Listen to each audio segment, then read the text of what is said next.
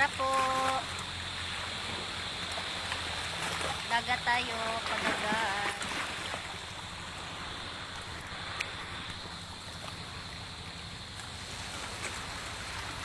Iba naman.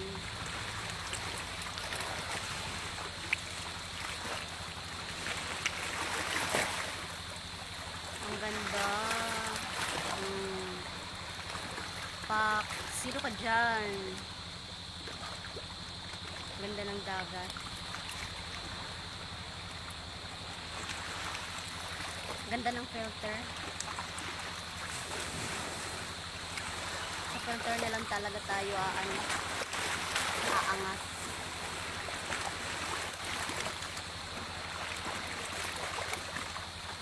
May papaalis na bangka, kaya ganyan maingay. At ang ating sun ay hindi na nakikita. Kasi siya, against the light.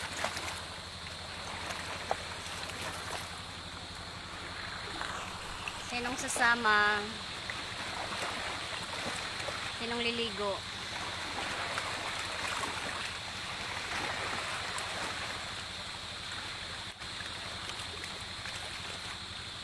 Ang gulo pa rin ng buhok.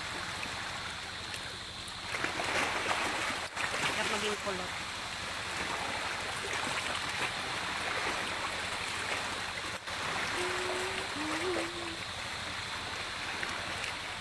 Nagwawala yung tubig dahil.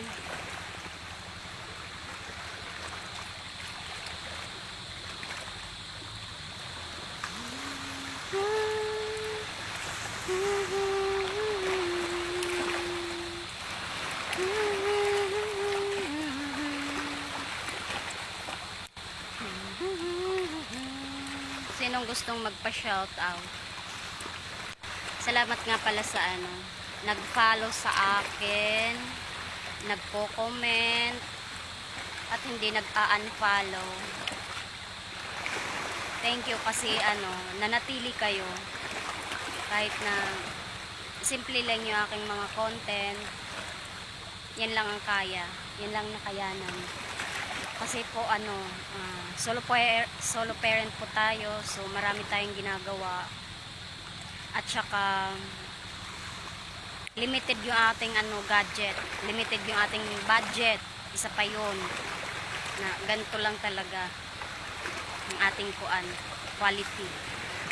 Ganito lang din ang ating content.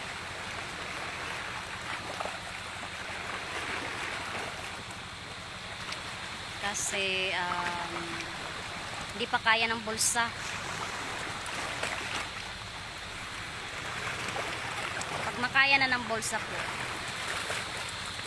push natin yung magandang magandang quality na content.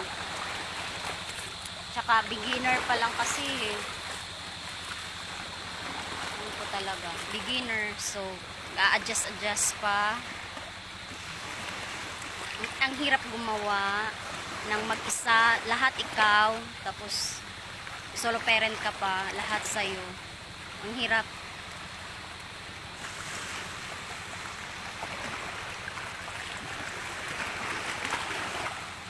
Tapos yun, kulang sa kulang sa budget nga, kulang sa gadget. Kailangan maganda yung ating camera. Ano pa ba? Isa pa yan, data yung gamit ko, kaya mahirap din. Data lang maganda pag wifi sana, para mabilis. So kamusta naman kayo dyan? Kamusta ang mga buhay-buhay nyo? Kamusta ang buhay? Bagay, pare-parehas naman tayo na medyo kababangon lang natin sa mga pagsubok sa buhay. Ang gulo, no? Ang gulo ko. Nakakahilo. Ano bagang mag-steady na lamang?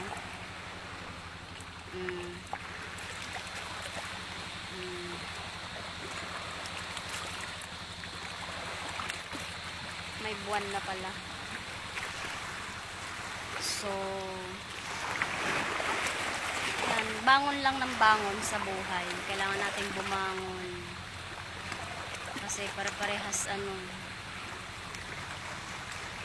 medyo tagilid tayo. Kasi mahal ng bilihin. Sobrang mamahal ng bilihin natin ngayon.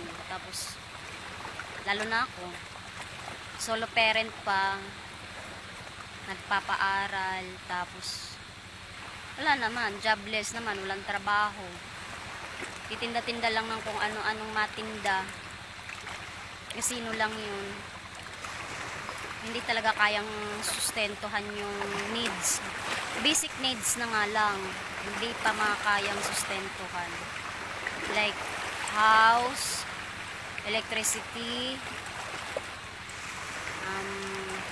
water, house talaga, house. Sobra. Kasi nakikitira pa lang ako. Sa aking tiyahin nakikitira ako. So,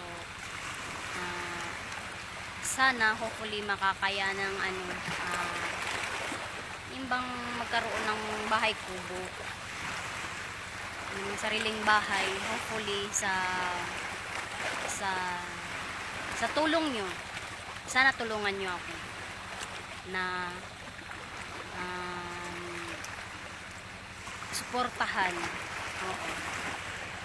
Suportahan nyo ako, suportahan nyo yung aking mga content, panoorin nyo, i-share nyo, ganun.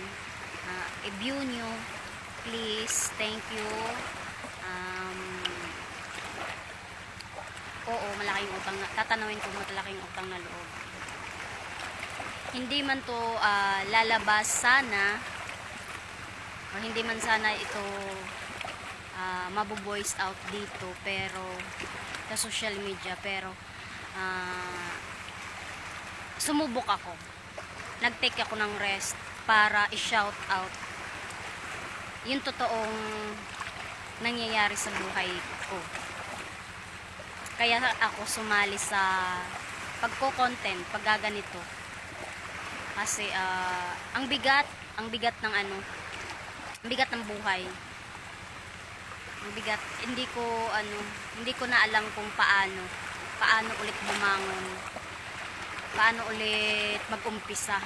Like, para lang akong inaanod-anod. Kung saan na lang, ano ba yun? Umang, parang gano'n. Kung saan na lang nakikisilong, kung saan na lang nakikitira, kung saan na lang naaano na lugar, napapadpad. Kaya sana nagpe-pray ako na sana dumating yung araw na aangat kami. Aangat ako bilang isang nanay na nagtataguyod sa mga anak. At sana kayo rin, sa kagaya ko rin na mga solo parent, mga nanay na lumalaban ng patas sa buhay. Sana lumaban din kayo. Sana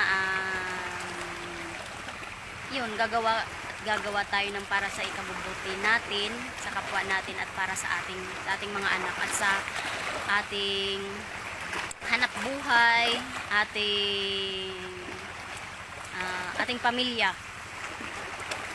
Piliin pa rin natin maging mabuti. Ayun, pasensya na mahaba tong aking video. Pasensya na kung medyo madrama tayo ngayon. Kasi madrama po talaga yung buhay ko. Wala din akong ibang masumbungan, diba? Dito na lamang kaysa naman sa sariliin ko, diba? Kung may manood, kung may tutulong, salamat. Kung may mag-share, kung mag-viral, why not? Salamat din. Hindi natin alam, pero i-pray lang talaga. Sana tulungan nyo akong makaangat. Tulungan nyo akong